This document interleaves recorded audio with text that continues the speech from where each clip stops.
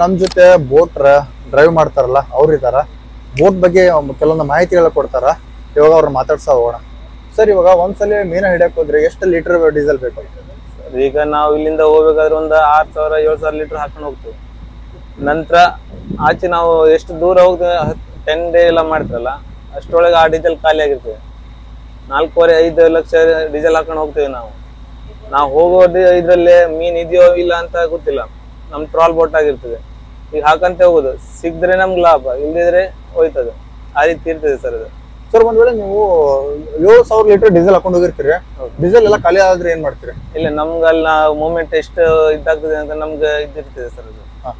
ನಾವು ಇದ್ರ ಆದ ನಂತರ ಡೀಸೆಲ್ ನೋಡ್ತೀವಿ, ಅದು ಎಷ್ಟಿದೆ. ಒಂದು 5 ಡೇ ಆದ ನಂತರ ಡೀಸೆಲ್ ನೋಡ್ತೀವಿ ಅಂದಾಜು. ನಂತರ ಒಂದು 6-8 ಡೇ ಆದ ನಂತರ ಮತ್ತೆ ನೋಡ್ತೀವಿ ಅಷ್ಟರಿಂದ ಎಷ್ಟು ಎಲ್ಲಿವರೆಗೆ ಕೆಪಾಸಿಟಿ ಇದಾಗ್ತದೆ ಅಂತ ನಮ್ಗೆ ಗೊತ್ತಿರ್ತದಲ್ಲ ಸರ್. ಅಂತ ರಿಟರ್ನ್ ಬಂದ್ಬಿಡ್ತೀವಿ ನಾವು. ಒಂದ್ ವೇಳೆ ಮೀನ್ ಸಿಕ್ಕಿಲ್ಲ ಅಂದ್ರೆ ರಿಟರ್ನ್ ಬರುದೇ.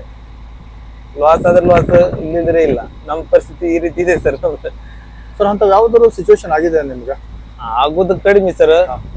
ಲೆವೆಲ್ ಎಲ್ಲ ಆಗೋದಿದೆ. ನಮ್ದಂತ ಒಬ್ರಿಗೆ ಪಾಪ ಏನೂ ಇರೋದಿಲ್ಲ. ಒಂದು ಬೋಟಿಗೆ ಸಿಗ್ದ್ರೆ ನಾವು ನೋಡಿದ್ರೆ ಇದ್ ಮಾಡೋದಲ್ಲ, ಬಲೆ ಹಾಕೋದಲ್ಲ ಸರ್. ಅದು ಎಲ್ಲಿ ಮೀನ್ ಇರುತ್ತೆ, ಏನು ನೀರಲ್ಲಿ ಒಳಗೆ ಇದ್ ಮೀನು ಗೊತ್ತಾಗೋದಿಲ್ಲ ನಮ್ಗೆ. ಅದು ಟ್ರಾಲ್ ಹಾಕೊಂಡು ಹೋಗೋದು. ಈ ಪರ್ಸಿನ್ ಬೋಟ್ ಆದ್ರೆ ಮೀನ್ ನೋಡ್ಕೊಂಡು ಹೊಡೋದು. ಅವ್ರದ್ದಾಗೆ ಅವರು ದೂರ ಹೋಗೋದಿಲ್ಲ. ನಾವು ಇಲ್ಲಿಂದ ಗುಜರಾತ್, ಮುಂಬೈ 18 ಡಿಗ್ರಿ 19 ಡಿಗ್ರಿಗೆಲ್ಲ ಹೋಗ್ತೇವೆ. ಗುಜರಾತ್ ಹೋಗ್ತೀರಾ? ಹೌದು, ಅಲ್ಲಿ ಅಷ್ಟು ಲಾಂಗ್ ಹೋಗ್ತಿದೆ ಸರ್. ಅಲ್ಲಿಂದ ಇದು ಹಾಕಂತ ಹೋಗುದು, ಮತ್ತೆ ಸ್ವಲ್ಪ ರನ್ನಿಂಗ್ ಮಾಡ್ಕೊಂಡು ಹೋಗ್ತಾರೆ ಅಷ್ಟು. ಅಲ್ಲಿ 3 ಡೇ ಬೇಕಾಗುತ್ತೆ, 3 ನೈಟ್ ಬೇಕಾಗುತ್ತೆ. ಅಲ್ಲಿಂದ ರನ್ನಿಂಗ್ ಮಾಡ್ಕೊ ಹೋದ್ರು ಟ್ರಾಲ್ ಹಾಕೊಂಡು ಹೋಗೋದಿಲ್ಲ. ಅಲ್ಲಿ ಏನಾದ್ರು ಸಿಗಿದ್ರೆ ನಮ್ಗೆ ಲಾಭ, ಇಲ್ದಿದ್ರೆ ಲಾಸ್ ಆಗ್ತದೆ. ಡೀಸೆಲಿಂದ ಲಾಸ್, ಇದು ಲಾಸ್. ಸರ್, ಈ ಫೀಲ್ಡಿಗೆ ಹೆಂಗ್ ಬಂದ್ರಿ ಸರ್ ತಾವು ಬೋಟ್ ಹೊಡೆಯೋಕೆ? ಸರ್, ನಾವು ಮೊದ್ಲಿಂತಾನೆ ಫಿಶರಿಸ್ಟ್. ಮೂಲತಃ ಫಿಶರಿಸ್ಟ್ ನಾವು. ನಮ್ದು ಇದೇ ಕಸುಬು.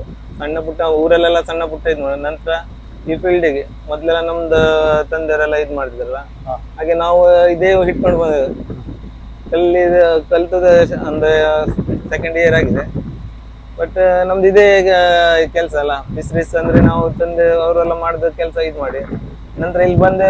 ನಾವು ಕೆಲಸ ಹಿಂಗೆ ಕಲಸಿ ಲೆಕ್ಕದಲ್ಲೇ ಮಾಡೋದು. ಡ್ರೈವರ್ ತನ ಮಾಡ್ಲಿಲ್ಲ ಫಸ್ಟ್. ಕಲಸಿ ಮಾಡ್ಕೊಂಡು ನಂತರ ಇದ್ರ ಅನುಭವ ಆದ ನಂತರ ಡ್ರೈವರ್ ತಗ ಮಾಡುದು ನಾವು. ಎಲ್ಲರೂ ಹಾಗೆ, ಯಾರು ಒಂದೇ ಸಲ ಡ್ರೈವರ್ ಆಗೋದಿಲ್ಲ ಸರ್. ಇದು ಅನುಭವ. ಈಗ ಫಸ್ಟ್ ಯಾರಾದ್ರೂ ತಿಳುವಳಿಕೆ ಇದ್ರ ಹತ್ರ ಹೋಗಿ ನಂತರ ಅವ್ರು ಈ ರೀತಿ ತಿಳ್ಕೊಂಡೆ ಡ್ರೈವರ್ ಮಾಡೋದು. ಸರ್, ಎಷ್ಟು ವರ್ಷದಿಂದ ತಾವು ಮಾಡ್ತಾ ಇದ್ರಿ ಸರ್ ಇದು? ಈಗ ಸರ್ ನಾವು 9 ವರ್ಷ ಆಯ್ತು ಈಗ. ನಿಮ್ಮ ಅನುಭವ ಯಾವ ತರ ಇತ್ತು 9 ವರ್ಷದಿಂದ? ಅನುಭವ ನಮ್ದು ಇದು ಸರ್, ನಾವೀಗ ಒಂದೊಂದ್ಸಲ ತ್ರಾಸ ಆಗ್ತದೆ, ಒಂದೊಂದ್ಸಲ ಅಡ್ಡಿಲ್ಲ ಓಕೆ ಅನ್ಸ್ತದೆ. ಈ ಗಾಳಿ ಇದೆಲ್ಲ ಇದ್ದಾವಾಗೆಲ್ಲ ಜನರದೆಲ್ಲ ಸ್ವಲ್ಪ ಪ್ರಾಬ್ಲಮ್ ನೋಡ್ಕೊಳ್ಬೇಕಾಗಿದೆ ಸರ್. ಡ್ರೈವರ್ ತನ ಮಾಡೋದಷ್ಟು ಸುಲಭ ಅಲ್ಲ. ತಲೆ ನೋವು ಜಾಸ್ತಿ ಇರ್ತದೆ. ಅವ್ರದ್ದು ಮೇಂಟೆನೆನ್ಸ್ ಮಾಡ್ಬೇಕು, ಬೋಟದ್ದು ಇದ್ ಮಾಡ್ಬೇಕು, ನಂತರ ಸೌಕರ್ಯಗಳಿಗೂ ಇದ್ ಮಾಡ್ಬೇಕು. ಸ್ವಲ್ಪ ಹೆವಿ ಆಗಿರ್ತದೆ ನಮಗೂ. ಸರ್, ನಿಮ್ಗೆ ಸ್ಯಾಲ್ರಿ ಅಂತ ಬಂದಾಗ ಯಾವ ತರ ಇರುತ್ತೆ? ಸ್ಯಾಲ್ರಿ ಅಂತ ಇಲ್ಲ ಸರ್. ನಾವು ತರೋ ಮೀನ್ ಮೇಲೆ ಪರ್ಸೆಂಟೇಜ್ ಲೆಕ್ಕ ಇರ್ತದೆ. ಅದ್ರ ಮೇಲೆ ಪರ್ಸೆಂಟೇಜ್. ಈಗ 1 ಲಕ್ಷ ಇಷ್ಟು ಪರ್ಸೆಂಟೇಜ್ ಇರ್ತದೆ. ಅದ್ರಲ್ಲಿ ನಾವ್ ಎಷ್ಟು ಜನ ಇರ್ತೀವಿ ನೋಡ, ಅಷ್ಟು ಪರ್ಸೆಂಟೇಜ್ ನಮ್ಗೆ ಸಿಗ್ತದೆ. ಫಾರ್ ಎಕ್ಸಾಂಪಲ್, ನೀವು 1 ಲಕ್ಷದ ಮೀನ ತಗೊಂಡ್ಬಂದ್ರೆ ಎಷ್ಟು ಪರ್ಸೆಂಟೇಜ್ ಸಿಗುತ್ತೆ ನಮ್ಗೆ? ಸರ್, ನಮ್ಗೆ 1 ಲಕ್ಷ ಮೀನ್ ತಗೊಬಂದ್ರೆ ಒಂದು 22%, 25% ಒಳಗೆ ಸಿಗ್ತದೆ. 22,000 ರೂಪಾಯಲ್ಲಿ 8 ಜನ ಇರ್ತಾರೆ. ಅಷ್ಟರಲ್ಲಿ 8 ಜನ ಪಾಲ್ ಹಾಕೋದು ಸರ್ 10 ದಿವಸಕ್ಕೆ. 10 ದಿವಸಕ್ಕೆ. ಫ್ರೆಂಡ್ಸ್, ಇವಾಗ ಬೋಟ್ ಹೆಂಗ್ ಸ್ಟಾರ್ಟ್ ಮಾಡೋದು, ಬೋಟ್ ಹೆಂಗ್ ಓಡಿಸೋದು ಇವಾಗ ಮಾಡೋಣ. ಇವಾಗ ಬನ್ನಿ. ಎಸ್ ಸರ್, ಹಣ ಸ್ಟಾರ್ಟ್ ಮಾಡ್ರಿ. ಇದು ಸ್ವಿಚ್ ಇರ್ತದೆ. ಓಕೆ. ಈ ಸ್ವಿಚ್ ಆನ್ ಮಾಡೋದು ಫಸ್ಟ್. ಇನ್ನು ಒಂದೊಂದು ಬೋಟಿಗೆ ಸ್ವಿಚ್ ಈ ರೀತಿ ಇರುದಿಲ್ಲ, ಡೈರೆಕ್ಟ್ ಚಾವಿ ಎಲ್ಲ ಹಾಕ್ತದೆ. ಚಾವಿ ಆನ್ ಮಾಡಿಟ್ರೆ ಸ್ಟಾರ್ಟ್. ಈಗ ನಾವು ಗಾಡಿ ಎಲ್ಲ ಯಾವ ರೀತಿ ಸ್ಟಾರ್ಟ್ ಮಾಡ್ತಾರೆ ನೋಡಿ ಆ ರೀತಿ. ನಂತರ ಈ ಸ್ವಿಚ್ ಅಲ್ಲ, ಈ ಸ್ವಿಚ್ ಆನ್ ಮಾಡಿ ನಂತರ ಈ ಸ್ಟಾರ್ಟರ್ ಇದೆಲ್ಲ ಸ್ಟಾರ್ಟ್ ಮಾಡೋದು. ಬೋಟ್ ಸ್ಟಾರ್ಟ್ ಆಯ್ತು. ನಂತರ ಸ್ಟಾರ್ಟ್ ಮಾಡಿದ ನಂತರ ಇದು ನ್ಯೂಟ್ರಲ್ ಇದೆ. ಈಗ ಈ ರೀತಿ ಹಾಕಿದ್ರೆ ಫಾರ್ವರ್ಡ್. ಈಗ ಗೇರ್ ಬಿತ್ತು, ನ್ಯೂಟ್ರಲ್. ನಂತರ ಲಿವರ್ಸ್ ಹಾಕುದು. ಲಿವರ್ಸ್. ಈಗ ನಾವು ಮುಂದೆ ಹೋಗಬೇಕಂದ್ರೆ ಫಾರ್ವರ್ಡ್ ಹಾಕಿ ಇದು ರೇಸ್ ಕೊಡುದು. ಎಕ್ಸಲೇಟರ್ ಇದು. ಎಕ್ಸಲೇಟರ್ ಹೀಗೆ ಕೊಟ್ರೆ ಬೋಟ್ ಎಷ್ಟು ಸ್ಪೀಡ್ ಬೇಕು ನೋಡ ಅಷ್ಟು ಸ್ಪೀಡ್ ಹೋಗುದು. ನಾವು ಲಿಮಿಟ್ ಇರ್ತದೆ ಎಷ್ಟು ಸ್ಪೀಡ್ ಅಂತ. ಜಾಸ್ತಿ ಸ್ಪೀಡ್ ಹೋಗ್ಲಿಕ್ಕೆ ಆಗುದಿಲ್ಲ. ನಂತರ ನಾವ್ ಎಲ್ಲಿ ಹೋಗ್ಬೇಕು ನೋಡ ಆ ರೀತಿ ಹೋಗ್ಬಿಟ್ರೆ ಆಯ್ತು. ಮತ್ತೆ ಇದು ಏನಣ್ಣ? ಇದು ಸ್ಟೇರಿಂಗ್. ಈಗ ಗಾಡಿಗೆಲ್ಲ ನಾವ್ ಹೇಗೆ ಹೋಗ್ತಾರೆ ಸ್ಟೇರಿಂಗ್ ಈ ರೀತಿ ನಾವು ಇದು ಮಾಡಿ ಯಾವ ರೂಟಿಗೆ ಹೋಗ್ಬೇಕು ನೋಡಿ ಅದೇ ರೂಟಿಗೆ ಹೋಗುದು. ಅಣ್ಣ ಈ ತರ ಬಲಗಡೆ ತಿರ್ಸ್ಕೊಂಡ್ರೆ ಬಲಗಡೆ ಬರುತ್ತಾ? ಹಾ ಈ ರೀತಿ ತಿರ್ಸುದು ಬಲಗಡೆ. ಓಕೆ. ಎಡಗಡೆ ಅಂದ್ರೆ ಈ ಕಡೆ, ಲೆಫ್ಟ್ ಅಂದ್ರೆ ಲೆಫ್ಟ್ ತಿರ್ಸುದು. ಸ್ವಲ್ಪ ಆಚೆ ಈಚೆ ಹೋಗ್ತದೆ ಗಾಡಿ ರೀತಿ ಆಗುದಿಲ್ಲ, ಸ್ವಲ್ಪ ಆಚೆ ಈಚೆ ಹಿಂಗೆ ಜಸ್ಟ್ ಈ ರೀತಿ ಇದ್ ಮಾಡ್ಕೊಳ್ಳೇಬೇಕಾಗ್ತದೆ. ಅಣ್ಣ ನಾವು ಮುಂದ್ಗಡೆ ಹೋಗ್ತಾ ಇದ್ರೆ ಇನ್ನೊಂದು ಬೋಟ್ ಬಂತು, ಅವಾಗ ಏನ್ ಮಾಡೋದಾ? ಇಲ್ಲ ಪಾಸಿಂಗ್ ಇದ್ ಮಾಡ್ತಾರಲ್ಲ, ತುಂಬಾ ಸಮುದ್ರದಲ್ಲಿ ತುಂಬಾ ಇದ್ದಿರ್ತದಲ್ಲ, ರೋಡ್ ಟೈಪ್ ಇರೋದಿಲ್ಲ ಅದು. ಎಲ್ಲೋದ್ರೂ ಸಮುದ್ರನೇ ಇರ್ತದೆ, ಆಳ ಸಮುದ್ರ ಅಲ್ಲ. ನಾವು ಸ್ವಲ್ಪ ಆ ಬೋಟಿಗೆ ಬರ್ತೇವೆ ಅಂದ್ರೆ ಈಚೆಯಿಂದ ಅಥವಾ ಕರೆಯಿಂದ ಅಥವಾ ಪಡ್ಡೆಯಿಂದ ಹೋಗ್ತೇವೆ ಪಾಸ್ ಆಗಿ. ಮತ್ತೆ ನೈಟಿಗೆಲ್ಲ ಸಿಗ್ನಲ್ ಇರ್ತದೆ, ನ್ಯಾವಿಗೇಷನ್ ಲೈಟ್ ರೆಡ್ ಮತ್ತೆ ಗ್ರೀನ್ ಇರ್ತದಲ್ಲ, ಅದ್ರ ಮುಖಾಂತರ ಪಾಸಿಂಗ್ ಮಾಡ್ತೇವೆ. ಅದೇ. GPS ಮುಖಾಂತರ ಇದ್ ಮಾಡ್ಕೊಂಡು ಹೋಗ್ತೇವೆ. GPS ಇದೆಲ್ಲ ಇದು ವಾನ್ ಗೊತ್ತಾಗ್ತದೆ, ಬೋಟ್ ಬರೋದು ಇದು ಯಾವ ಬೋಟ್ ಬರ್ತಿದೆ, ಪೊಸಿಷನ್ ದಲ್ಲಿ ಇದೆ ಎಲ್ಲ ಗೊತ್ತಾಗ್ತದೆ. ಇದು ನಾವು ಹೋಗ್ತಾರಲ್ಲ, ಎಷ್ಟು ಹೊರಗೆ ಹೋಗ್ತಾರ ನೋಡಿ, ಎಷ್ಟು ಪಡ್ಡೆ ಹೋಗ್ತಾರಲ್ಲ, ಅವಾಗ ಮೀಟರ್ ಇಲ್ಲಿ 4 ನಂಬರ್ ಕಾಣಿಸ್ತಾ ಇದೆಲ್ಲ, ಈಗ ಇಲ್ಲಿ 4 ಮೀಟರ್ ಉಂಟು. 4 ಮೀಟರ್ ಅಂದ್ರೆ 2 ಮಾರ್ ಲೆಕ್ಕ. ಇಲ್ಲಿ ನೀರ್ ಮೀಟರ್ನೇ ಬೇರೆ ಇರ್ತದೆ. ಇಲ್ಲಿ ನಾವು ಪಡ್ಡೆ ಹೋಗದಾಗ ಜಾಸ್ತಿ ಮೀಟರ್ ಆಗ್ತದೆ. ಈಗ ಇಷ್ಟು ಮೀಟರ್ ಬಂದಿದ್ದೇವೆ ನಾವು ಹೇಳ್ಕೊಂಡು.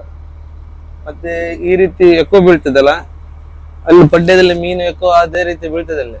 ಅವಾಗ ನಮ್ಗೆ ಗೊತ್ತಾಗ್ತದೆ ಯಾವ ಮೀನ್ ಅಂತ ಗೊತ್ತಾಗುದಿಲ್ಲ, ಬಟ್ ಮೀನ್ ಹೋಗ್ತಾ ಇದೆ ಇಲ್ಲೇ ಅಂತ ಗೊತ್ತಾಗ್ತದೆ. ಇದು ನಾವು ಮಾತಾಡೋದು ಇನ್ನೊಂದು ಬೋಟ್. ಒಂದ್ ನಿಮಿಷ, ಮೀನ್ ಹೆಂಗಿದೆ ಅಂತ ಗೊತ್ತಾಗತ್ತಲ್ಲ? ಮೀನ್ ಯಾವ ಮೀನ್ ಅಂತ ಗೊತ್ತಾಗುದಿಲ್ಲ. ಈ ರೀತಿ ಎಕ್ಕೋ ಬೀಳ್ತದೆ, ಇದು ಹೋಗ್ತಾ ಇದೆಯಲ್ಲ ಸಣ್ಣ ಸಣ್ಣ ಚುಕ್ಕೆ ಹೋಗ್ತಿದಲ್ಲ, ಅದೇ ರೀತಿ ಎಕ್ಕೋ ಬೀಳ್ತದೆ ಅಲ್ಲಿ ಪಡ್ಯದಲ್ಲಿ. ಅದರಿಂದ ನಾವು ಇಲ್ಲಿ ಮೀನ್ ಹೋಗ್ತಾ ಇದೆ ಎಂತ ಮೀನ್ ಹೇಳಿ ಗೊತ್ತಾಗೋದಿಲ್ಲ. ಅದರಿಂದ ಸ್ವಲ್ಪ ಮೀನ್ ಎಕ್ಕೋ ಹೋಗ್ತದೆ ಅಂತ ಇದ್ ಮಾಡ್ಬೋದು. ಇವಾಗ ಮೀನ್ ಇದೆ ಕೆಳಗಡೆ ಇಲ್ಲ, ಇಲ್ಲೇ ಈಗ ಅಂದ್ರೆ ಮೀಟರ್ ಕಡಿಮೆ ಇದೆ ಅಲ್ಲ, ಅದೇ ರೀತಿ ಹೋಗ್ತದೆ. ಪಡ್ಡೆ ಹೋದ ನಂತರ ಈ ರೀತಿ ಹೋಗುದಿಲ್ಲ ಅದು, ಮೀನ್ ಇದ್ರೆ ಮಾತ್ರ ಹೋಗ್ತದೆ ಅಲ್ಲಿ. ಅದೇ ಇಷ್ಟು ಈ ಡಿಗ್ರಿ ಈ ಪೊಸಿಷನ್ ಇಷ್ಟು ಲಾಂಗ್ ಇದ್ರಲ್ಲಿ ಇದ್ದೇವೆ ಈಗ ನಾವು ಮಂಗಳೂರಲ್ಲಿ. ಈಗ ನಾವು ಆಚೆ ಈಚೆಗೆ ಈಗ ಮುಂದೆ ಆಚೆ ಬಡೆಕೈ ಹೋಗ್ಬೇಕಂದ್ರೆ ಈಗ ಜಾಸ್ತಿ ಆಗ್ತದೆ. ಈಗ 12 ಇದು 13 ಆಗ್ತದೆ. 13 ಅಂದ್ರೆ ಇಲ್ಲಿ ಈಗ ಪಣಂಬೂರ್ ಇದೆಲ್ಲ, ಪಣಂಬೂರ್ ತಪ್ಪ ನಂತರ ಈ ಡಿಗ್ರಿ ಚೇಂಜ್ ಆಗ್ತದೆ, ಪೊಸಿಷನ್ ಚೇಂಜ್ ಆಗ್ತದೆ. ಅಣ್ಣ ಒಂದ್ ವೇಳೆ ನೀವು ಕನೆಕ್ಟಿವಿಟಿ ಲಾಸ್ ಮಾಡ್ಕೊಂಡ್ರೆ? ಆಗುದಿಲ್ಲ, ಲಾಸ್ ಆಗುದಿಲ್ಲ. ಇನ್ನೊಂದು ಇರ್ತದಲ್ಲ, ಇದಿಲ್ದಿದ್ರೆ ಪಡ್ಡೆಲ್ಲ ಇದ್ರೆ ಗೊತ್ತಾಗಿಲ್ಲ. ನಾವು ಅಂದಾಜ್ಮೇಲೆ ಬರೋದು ನಂತರ ಅವಾಗ. ಸಮುದ್ರ ಇದ್ದ ಅಲೆ ಇದ್ ನೋಡಿ ಅಂದಾಜ್ಮೇಲೆ ಕರಿ ಬರೋದು. ಯಾವ್ದು ವಾನ್ ಇಲ್ಲ ಈಗ, ಸಿಸ್ಟಮ್ ಇಲ್ಲ. ಮೊದ್ಲೇ ಹಳೆ ಕಾಲದಲ್ಲಿ ಇತ್ತದು, GPS ಏನು ಇಲ್ಲ ಆಗಿತ್ತು. ಅವಾಗ ಅಂದಾಜು ಹೋಗೋದು ಅಂದಾಜು ಬರೋದಾಗಿತ್ತು. ಈಗ ಆಗಿಲ್ಲ. ಇದೆಲ್ಲ ಹೋದ್ರೆ ಯಾವ ಊರಿಗಂತ ನಮ್ಗೆ ಗೊತ್ತಾಗ್ತದೆ ಈಗ GPS ಮುಖಾಂತರ ಪೊಸಿಷನ್ ಇರ್ತದಲ್ಲ. ಅಣ್ಣ ಇನ್ ವರ್ಸ್ಟ್ ಕೇಸ್ ಒಳಗಡೆ ನಾವೆಲ್ಲ ಕನೆಕ್ಟಿವಿಟಿ ಕಳ್ಕೊಂಡ್ಬಿಟ್ವಿ, ಅವಾಗ ಏನ್ ಮಾಡೋದು? ಅವಾಗ ಏನಿಲ್ಲ, ಬೋಟ್ ತುಂಬಾ ಇರ್ತದಲ್ಲ, ವಾಕಿ ಟಾಕಿ ಜೊತೆ ಮಾತಾಡಿ ನಮ್ದು ಕನೆಕ್ಟಿವಿಟಿ ಲಾಸ್ ಆಗಿದೆ ಇದ್ದಿರ್ತದಲ್ಲ, ಇದರಿಂದ ಮಾತಾಡ್ಬೋದು ನಾವು, ವೈರ್ಲೆಸ್ ಅಂತ. ಅದರಿಂದ ಮಾತಾಡಿ ಈ ರೀತಿ ಇದಾಗಿದೆ ಅಥವಾ ಈ ಪೊಸಿಷನ್ ದಲ್ಲಿ ಇದ್ದೇವೆ ನಾವು ಹೇಳ್ಕೊಂಡು ಇನ್ನೊಂದು ಬೋಟಿಗೆ ಇದ್ ಮಾಡ್ಬೋದು, ಕರೆ ಮಾಡಿ ಆ ಪೊಸಿಷನ್ ಬರ್ತದೆ ಬೋಟ್. ಅವರು ಬೇರೆ ಬೋಟ್, ನಮ್ ಬೋಟ್ ಟ್ರಬಲ್ ಆಯ್ತಪ್ಪ ಆ ರೀತಿ. ಫ್ರೆಂಡ್ಸ್, ನಾವಿವಾಗ ಫಾತಿಮಾ ಬೋಟಲ್ಲಿ ಇದ್ದೇವೆ. ಆಲ್ಮೋಸ್ಟ್ ಆಲ್ ಬೋಟ್ ಒಳಗಡೆ ಇವತ್ತಿನ ಲಾಗ್ ಎಲ್ಲ ಮಾಡಿ ಆಯ್ತಾ. ಇವಾಗ ನಾವು ಮನೆ ಕಡೆ ಹೊರಡ್ತಿದ್ದೇವೆ.